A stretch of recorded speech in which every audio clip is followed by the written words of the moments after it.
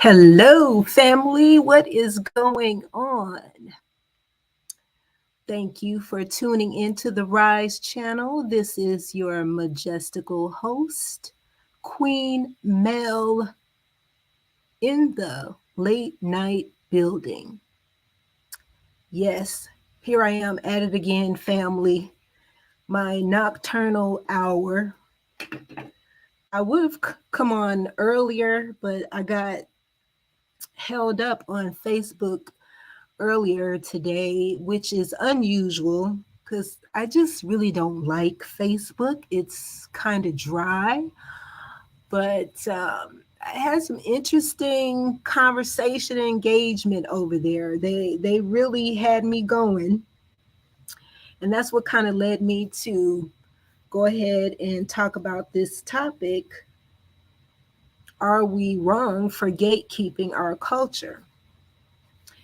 But yeah, it was pretty interesting. I posted a question in Facebook, which was about what was the question? It was, what does Black American culture mean to you?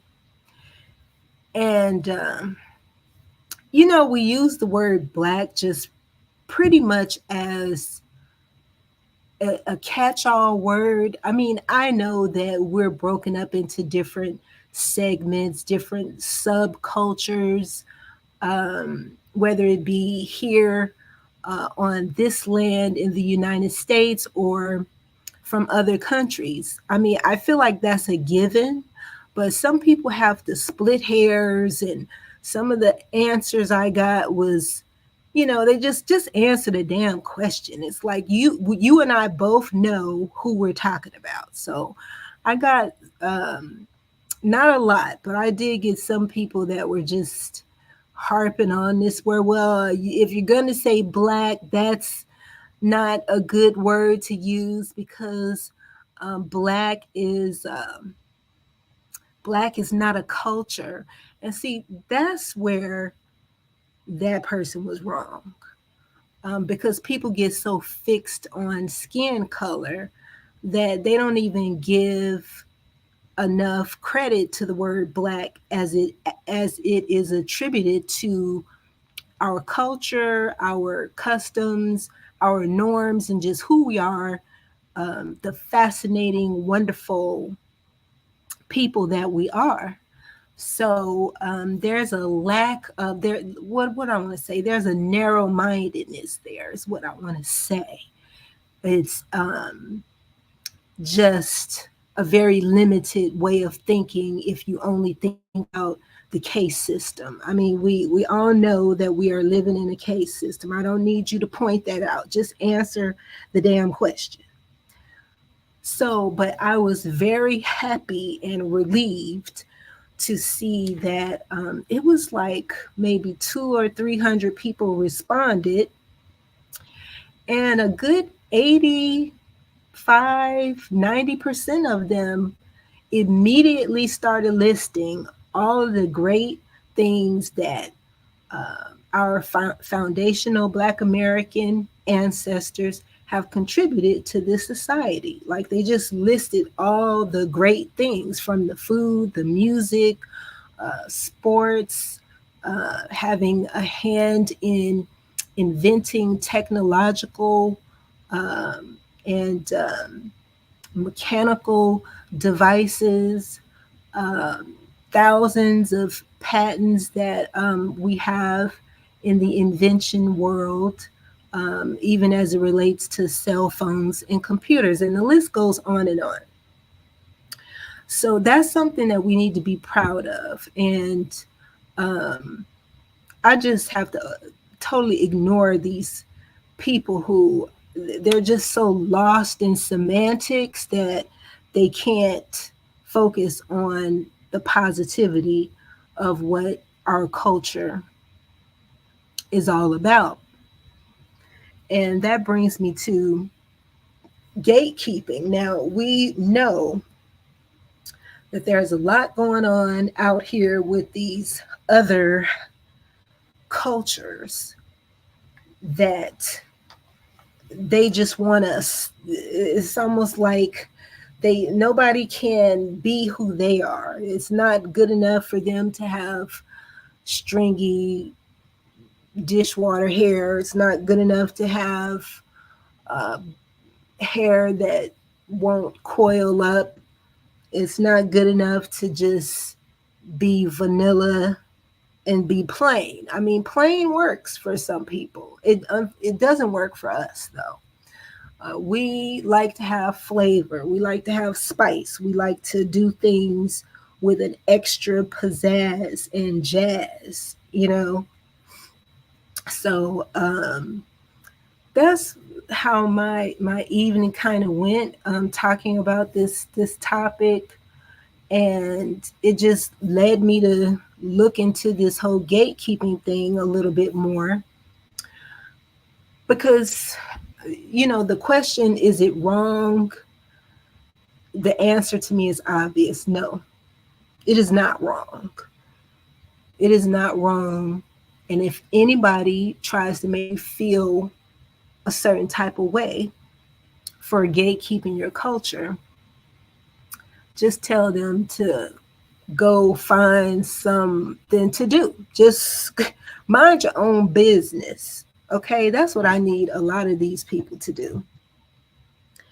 But we're gonna look at some other videos of how these culture vultures have basically lost their minds and feel like they have to try to duplicate, or I should say imitate, because they certainly can't duplicate. But yeah, they're just doing everything to try to imitate our looks, our hair. And hair seems to be a really big thing when it comes to our culture. I don't know if you guys remember back in the day, it was a long time ago. Was it like the 80s when the movie, the actress Bo Derek was in? She was a bony white woman that had this scene where she was running along the shore and the beach, and she had cornrows. And everybody, oh God, the media, I'm not going to say everybody, the media had a field day with this white woman who's sporting these braids, and she's just looking so glorious, bouncing down the shore as she is running across the sand, and they just made her look so angelic. And so it's like, oh my gosh, for hundreds, thousands of years, our people have been wearing that hairstyle. But I tell you, they can do the most mediocre thing, or they can do the most unoriginal thing and get all this attention for something that we've already been doing. And I want to caution all of you to not fall into that whole bag. You see a white person doing something that we've already been doing forever, but just because they look different, then you want to shine the light on them and give them all the extra attention, like it's just like this fascinating thing. I can understand it's something you never saw before, but please, like, don't add to the false propping up that others give to people who did not create what they always try to imitate, and most of the time do a piss poor job in doing it. But I'm going to share my screen because I came across some really interesting takes on gatekeeping the culture, and it kind of gets a little twisted at the end where it kind of makes you wonder, like, oh, like, are we really justified or not? It kind of presents you with a little bit of dilemma as to whether it is wrong or if it's right, or if if it makes sense. And so I will let you be the judge of that.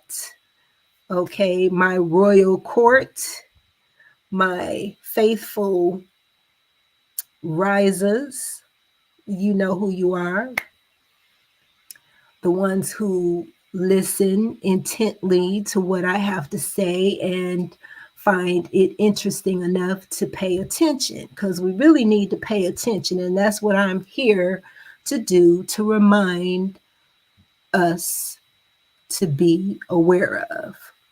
Okay, because it's all, this is just going on all over the place.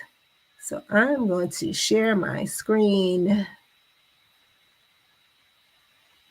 And while I'm doing this, let me say fair use, fair use. The content of the videos that I'm about to share is for the purpose of criticism, commentary, and educational purposes. Alrighty, so we're going to go over here to Facebook. Shout out to this gentleman, Khalil Green. And let's roll this beautiful B1 footage. So because I often talk negatively about non-Black influencers using Black culture, a lot of people will say that I'm gatekeeping. Now, I don't disagree with that, but I do disagree with how most people will frame that as if it were a bad thing. Like, even people in my real life have come to me to say that they think that cultural exchange is a good thing, and that my calling out of people who use Black culture somehow works against society becoming more inclusive or interconnected or something like that. In response, here's a video all about gatekeeping Black culture and why we do it. Now, don't get me wrong. I get the feeling of what a lot of you were trying to say, and more generally speaking, cultural exchange being a good thing might be true. But when you factor in the specific context of Black American oppression and the realities of American history, the arguments don't hold up. Like, imagine if I wanted to read a book and I skipped to page 400.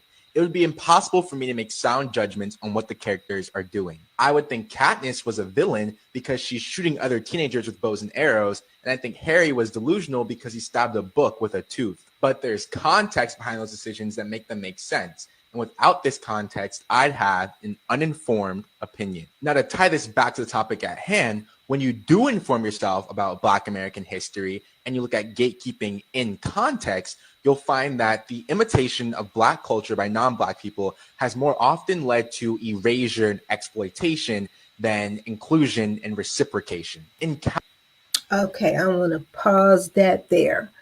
Okay, let's go back to what he said on that part. Here it is. So he said it more often leads to erasure and exploitation than inclusion and reciprocation. So this whole idea of cultural exchange is hogwash. I mean, it's just someone making an excuse to, it's like that kumbaya shit, right? Like, oh, can't we all just share and get, no, we cannot. Because what we have learned and what our ancestors have shown us in history is that when we share, all of our shit gets ended up stolen. Okay, so that's where where the erasure and the exploitation comes in, because they have to benefit from it some kind of way. So either they're taking something from us, thus the erasure of something that we held dear or that we owned, meaning known for something being owned amongst us separate from any other group, or exploitation. So, oh, okay, we can't really take it because that would just be too obvious, right? We can't take it. So let's just go ahead and just exploit it. Let's use it to our advantage. Let's make money off of it. Let's parade it around and cosplay it and bring attention to ourselves so that we can make it work for our agenda and for our um, particular need and personal advantage. Okay, so please keep that in mind, family, that if you are thinking this whole cultural exchange kumbaya, no, because as this very astute young man is pointing out, that it doesn't go down like that. Okay, it doesn't normally result in this inclusion and reciprocation that people would like you to think that it does. And reciprocation. In countless cases, Black innovators and creatives are smudged out for the sake of rewarding non-Black performers of our culture, to the point where if I even point out that one of these celebrities is using Black culture, that I get looked at as if I'm irrational, even though I'm 100% right. And in defense of this, we gatekeep aspects of Black culture that are either A, tied to specific traumatic history like the N-word, B, we are constantly erased from or discredited for like AAVE vocabulary, or C, that we are actively discriminated against or penalized for, like wearing our own protective hairstyles. And we have to establish these boundaries, because if we don't, other people will take advantage of how our own culture is devalued when we express it, to use it for themselves and make lots and lots and lots of money from it. And this happens even when people say it's unintentional. And this money is never, ever reinvested back into the Black communities that developed this culture in the first place. In my opinion, that's the unethical action, not my critiques. So in a world where Black American culture is constantly extracted without payment, gatekeeping is the closest thing we have to establishing our community's trademark on the things that we produce, so we can benefit from them at even a fraction of the rate that the rest of the world does. But follow and comment if you want to hear more. Okay. No, we don't want that. All right. So, yeah, now that last part he said was really, really important. Let me just roll that back a little bit. On the things that we produce, so we can benefit from them at constantly extracted without payment. Gatekeeping is the closest thing we have to establishing our community's trademark. Okay. Gatekeeping is the closest thing we have to establish our community's trademark. That is just so insightful. I mean, when I think of community trademark, and not community in the sense like the neighborhood community, but our culture as a group of people, the Black culture and the way that it is shaping today because we gatekeep it. This lets you know how critical it is to gatekeep it. Is that so that we can control the trademark, quote unquote, meaning the brand, the image, the identity. Because if those people just, they have a history of this, steal, kill, deny, exaggerate, uh, lie and repurpose something and make it your own when you didn't create it in the first place. So if we did not gatekeep, we risk the very identity, or I should say, the power to form our own identity, thus, the trademark of the branding of our culture and what that looks like, what it smells like, what it feels like, what it sounds like. It's like there's a lot of sensory um, perception that I feel in that too. So I'm sort of um, using marketing words, but blending it in with a spiritual sense of a people that is named a thing, and we need to ensure that we continue to be named a thing. No one else gets to name us. We name us.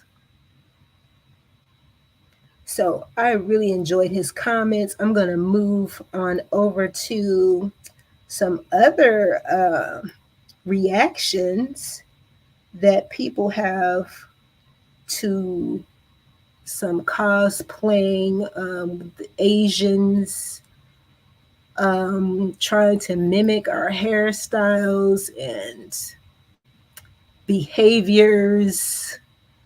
It's really ridiculous. Alrighty, so let me stop on this one.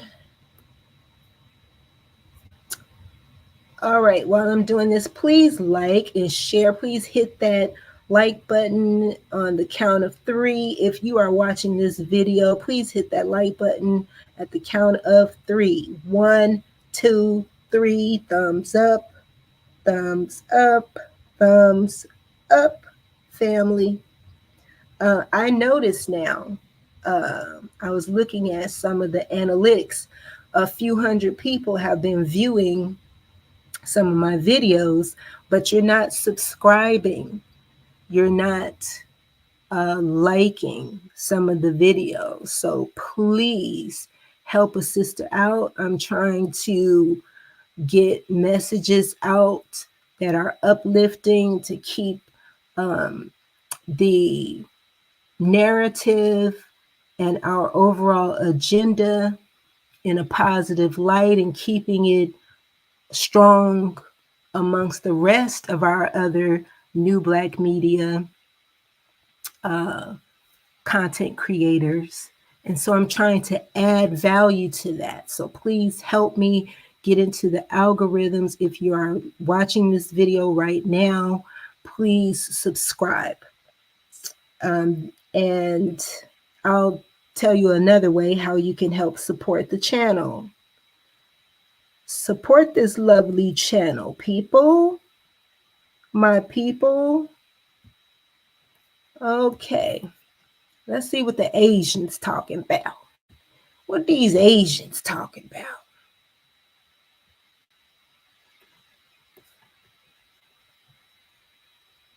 I know I ain't seen what I think I'm seeing here. I know you fucking lying. Afro,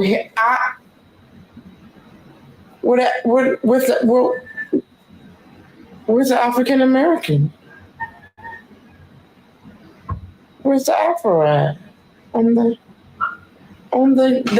Asian gentleman's head?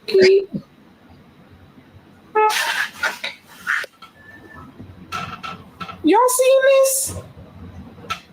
This is what y'all think our hair is?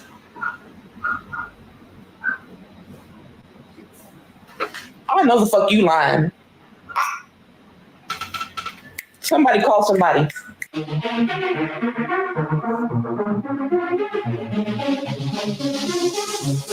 Oh, so fabulous. Shout out to Dumaybe Leah. Fair use, fair use. I am showing you these Asian fools calling themselves copying Black hairstyles.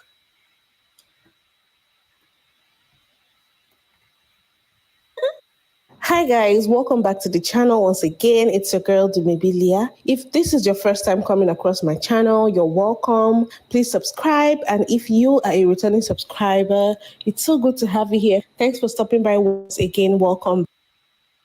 Hate hair, afro hair, 4C hair, coily hair, kinky hair, whatever you want to call it, that they actually have a procedure now. I don't know if I'll call it a 4C perm or whatever, where they are actually able to change their straight silky hair into something that looks more like an afro, because I do not believe it's an actual afro, but it looks convincingly enough like an afro. I'm just going to go right ahead and play some of these videos.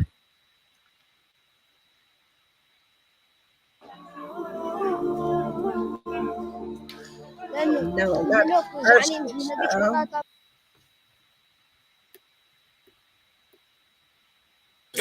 다영이가 오늘 애프로펌 이게 진짜 리오 애프로펌이죠.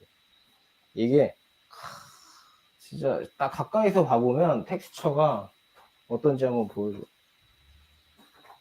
네, 진짜 흑인 이게 이제 얘한테 다영이한테 너무 잘 어울리지 텍스처.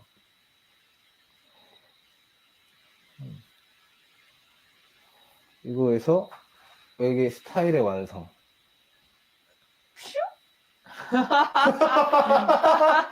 졸기. Child, what in the monkey see, monkey do am I looking at right here? I just like, oh my goodness. The way they're even though the person is not black, when he puts the pick in her hair and they laugh because it's standing up, like, this is so disrespectful, family. This is just disrespectful. So you can imagine what they do when they see a black person with kinky hair or an afro or 4C hair that's not straight. And they're scrubbing and scraping and rubbing and went to the end of the world to come up with every technique they could think of to rough their hair up to make it look like ours, and then laugh at it. Like it's just entertainment, like it's for their amusement.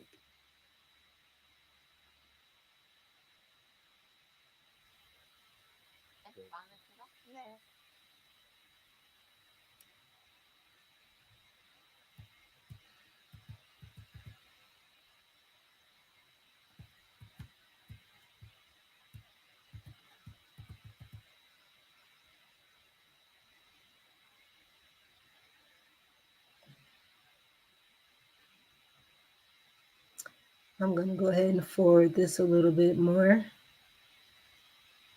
Oh, here she is. Where's she?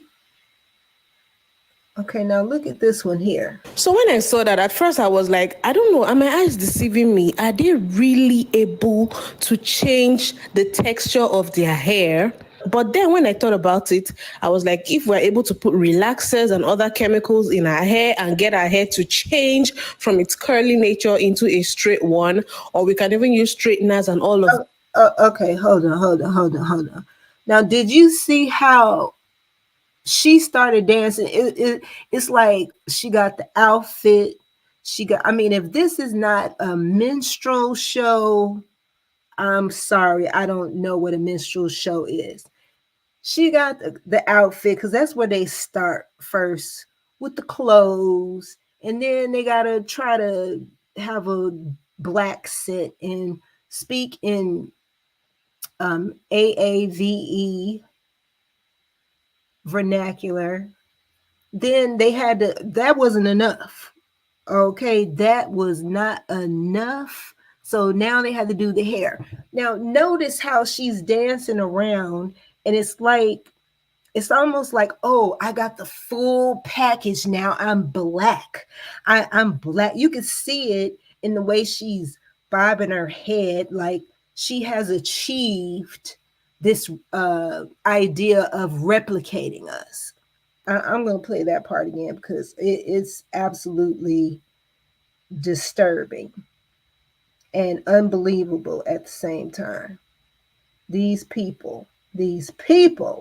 deceiving me? Are they really able to change the texture of their hair?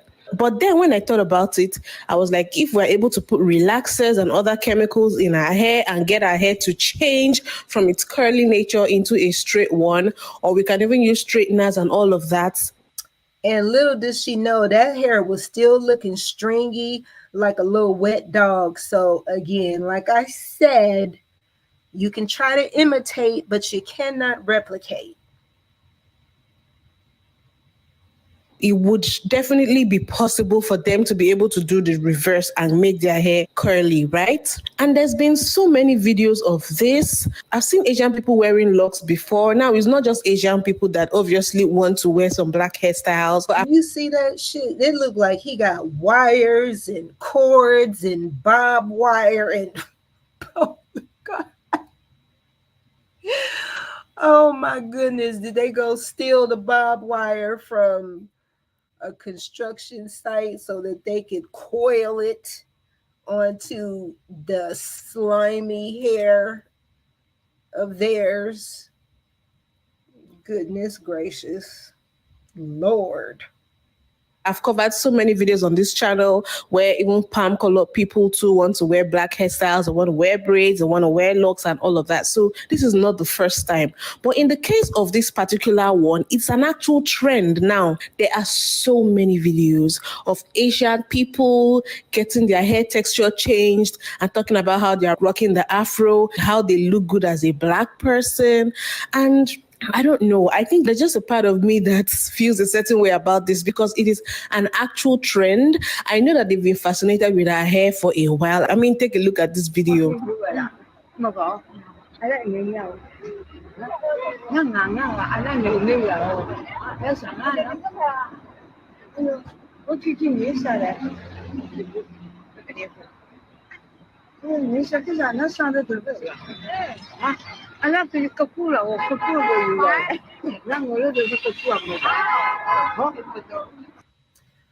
Now, family,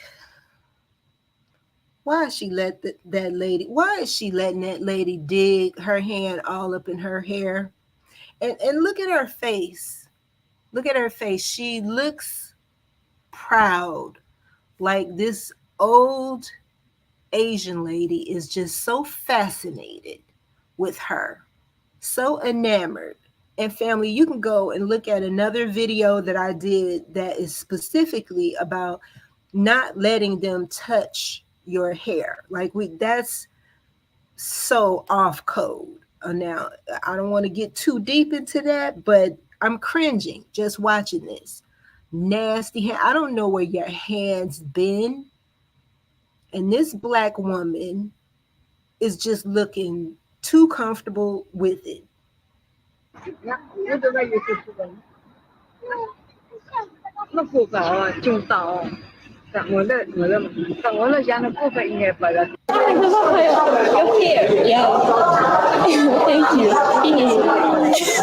You like it? I'm from Nigeria. You saw what? Like Okay, so the sound on this part is bad, but the reaction of this Chinese girl touching the black girl's hair again, another black girl letting someone take their nasty hand and just explore all through your hair and lay all their bacteria in there. And she asked, I don't know if you can really hear it that well because the sound is not that good, but the sister asked the Chinese girl, do you like it? And she makes these motions with her hands like boom, boom, boom, boom, boom. Like it's so big. It's so big. And she said, no, I don't like it. I don't like it. I just want to look at it, but I don't like it. It's like, are we asking people? Are we looking for confirmation, for validation, for the very spiritual strength and cultural identity that is our hair? Because that's what you are negotiating when you're asking people this. Please pay attention. It's so big. It's so big. I'll see like it. 你喜欢 why? But though I don't like it, but I'm very surprised that yeah, no. I don't like it, but I'm so surprised. I just want to still put my nasty hand in there. I want to put my hand.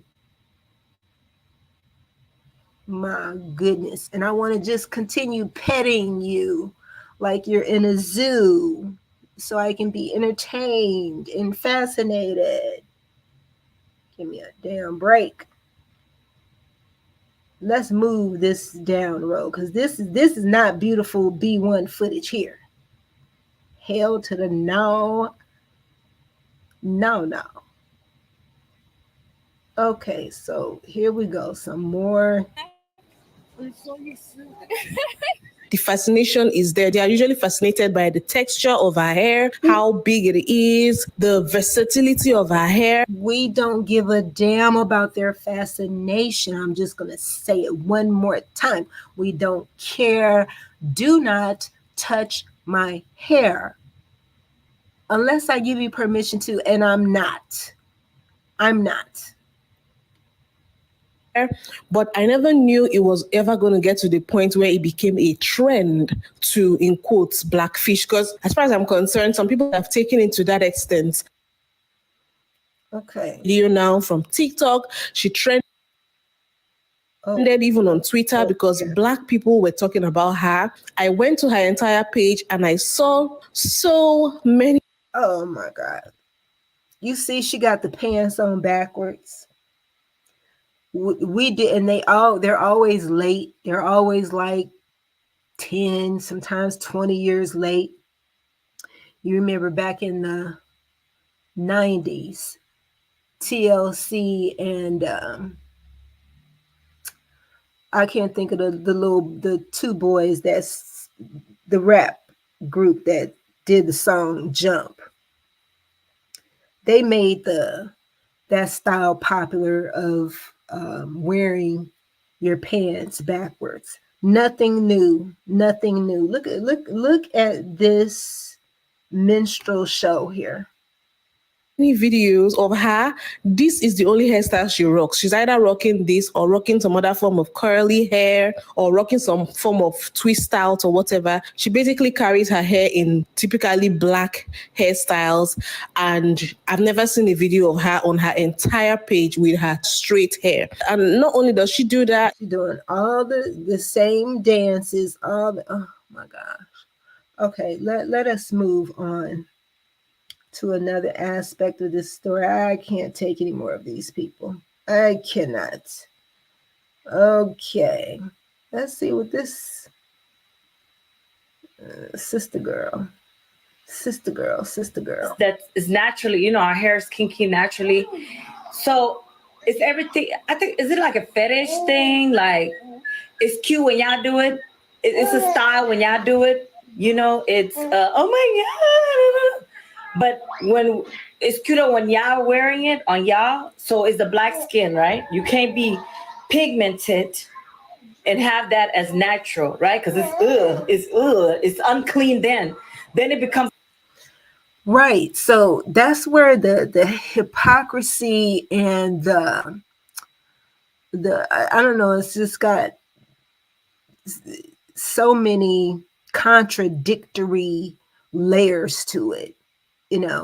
And that's how it's insanity, because these people love to create confusion. Therefore, they're psychologically mixed up and messed up in the head, because it makes no sense that the very thing that you degrade, that you criticize about our looks, our facial features, our hair, our women's bodies, all of this, you have a problem with, particularly in the workplace and particularly in school. So that tells you that it permeates younger generations as well as these old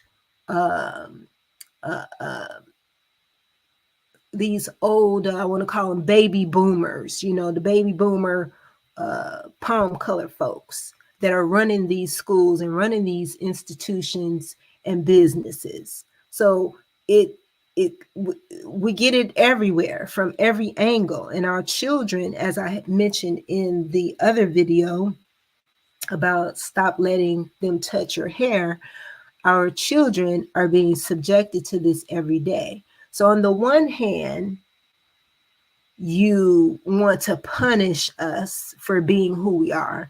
And then on the other hand, going back to what the young man said about the exploitation and the erasure. And this is what we're dealing with now. And it's been ongoing for, gosh, hundreds of years. But we're in a day and age right now where our very history is is threatened in terms of trying to erase it.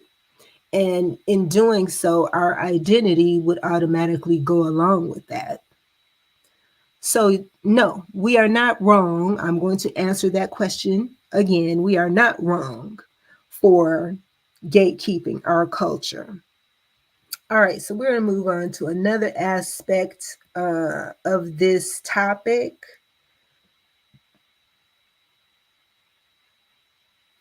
Let me see what this brother has to say. He reminds me of what I would call like a modern day James Baldwin kind of comes to mind. I don't know anything about him, but that's just the vibes that I get. Looks like he represents the LGBT community, but at the same time, he seems to have a clear understanding of where we should be on this topic. I want to start off by saying to the Black people watching, if you've ever felt insecure about your Blackness, don't. Because videos like this are evidence that they're not disgusted by you, they are in awe of you. It amazes me how when the other side imitates what we naturally possess, it's cool, it's interesting, it's likable, it's trendy, it's a vibe. When we do it, every negative word you can think of is associated with it. They do an afro, it's cool, it's interesting, that's crazy. I'm naturally walking through the world like this and you motherfuckers got things to say. It don't make sense. You couldn't appreciate the big lips until the other side got filler. You couldn't appreciate all that body until the other side got a BBL. You couldn't appreciate that melanated skin until the other side started getting tans. You couldn't appreciate them long, crazy nails until the other side started doing it. It was fashion. Everything that we naturally embody, that is the essence of who we are, that is the essence of our culture, and that is the essence of our Blackness, you have disdain for when we do it. But when you do it, you've invented something. You pushing the needle. You fashion. I like the way you say fashion. You fashion. You fashion. Don't ever let these people make you think that you're a problem. They the problem. They got a big problem. Because you are blessed with something so naturally divine that day in and day out, they must imitate it, copy it, and then lie and claim that it is their own. Exhibit A. And I don't know if the worst part is that they look a hot mess, or if the worst part is the fact that they think by doing this, that they've made something cool. I'm this all day, every day, born this way. And look good in it. All right, brother. Yes, well said. Nothing I don't need to say anything else after that. But I want to get to this part where we look at these hair extensions and just the fact that if, the question I should say is presented in this video.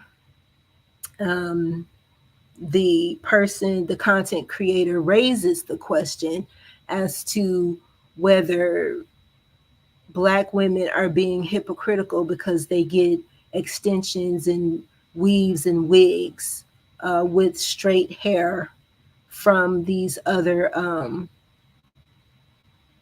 non-Black cultures. So I want to get to that part.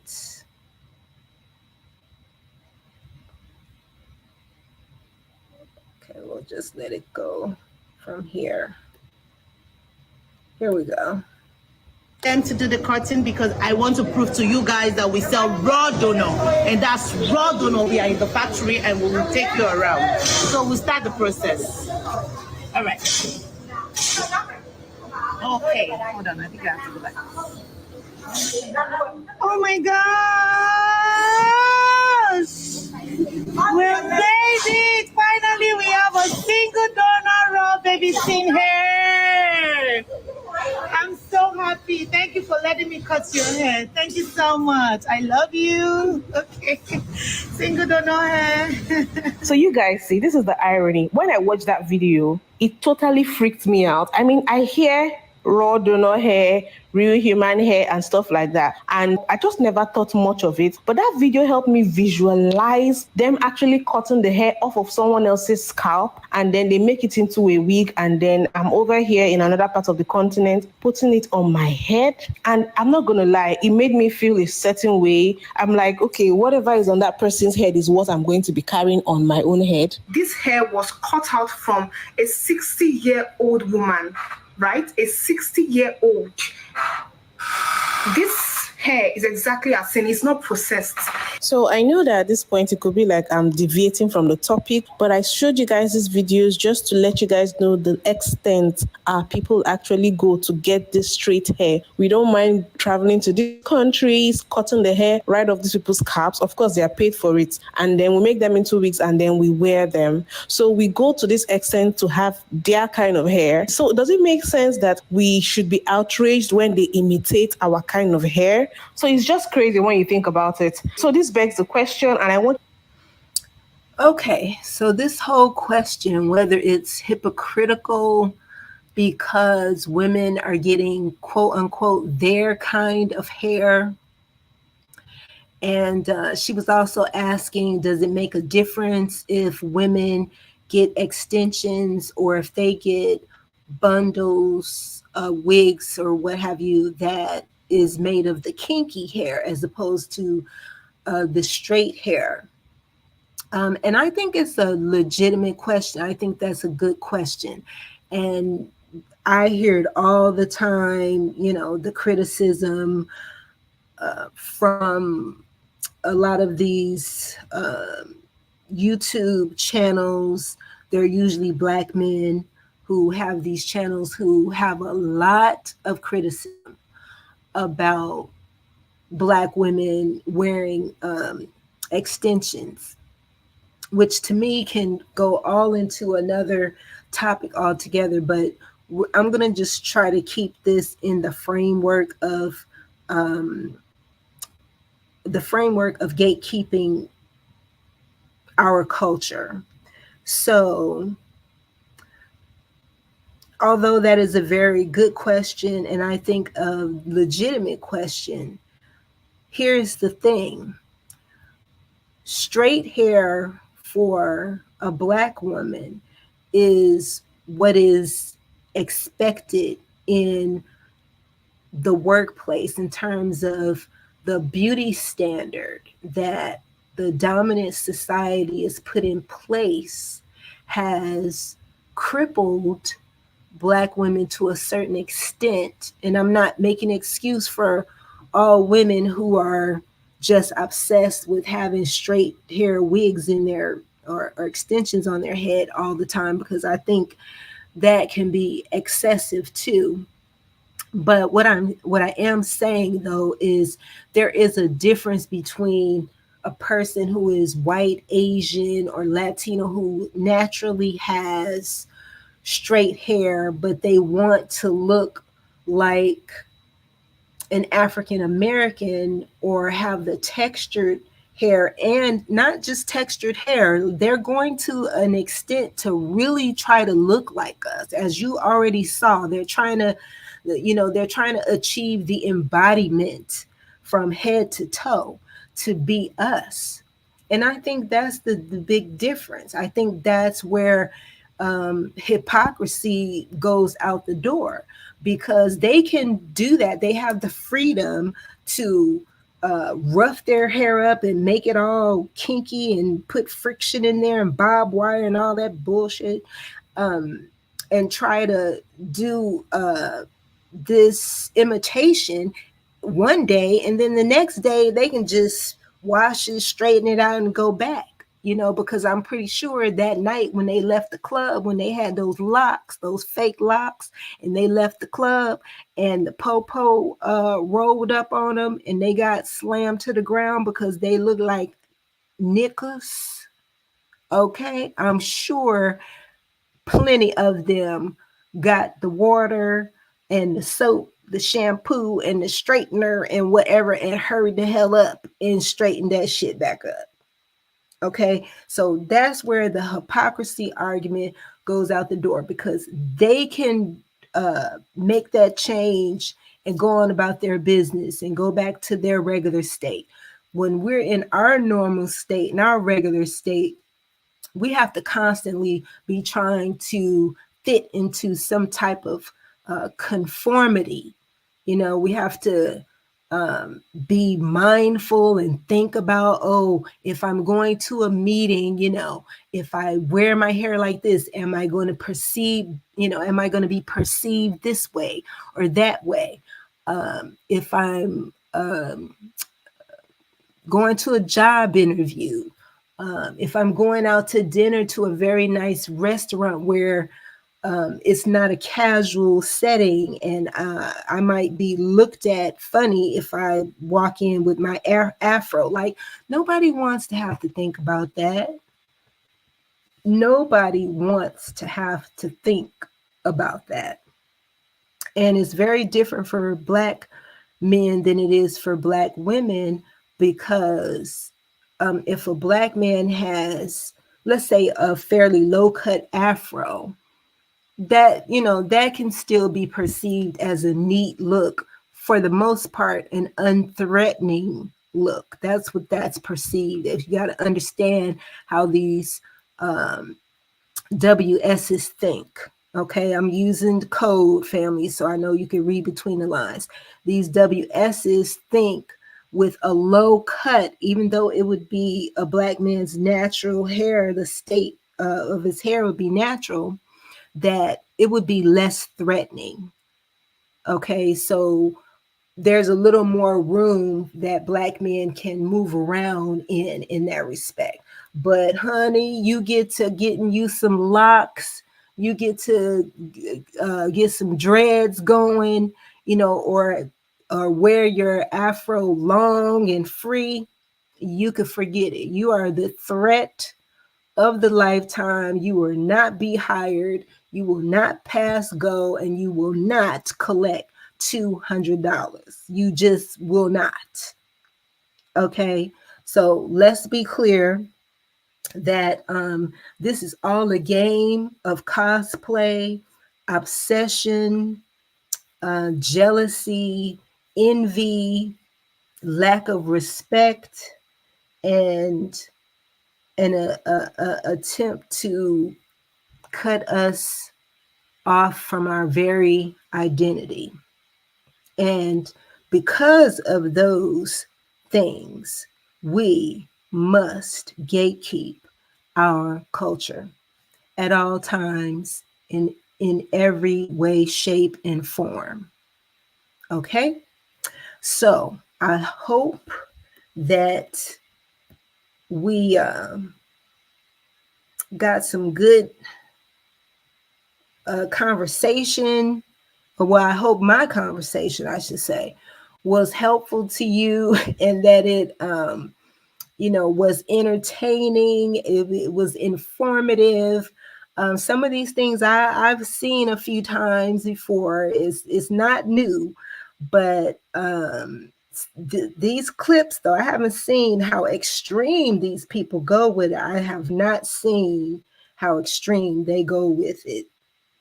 So I'm going to go ahead and conclude this video, and please tell me what you think before you go.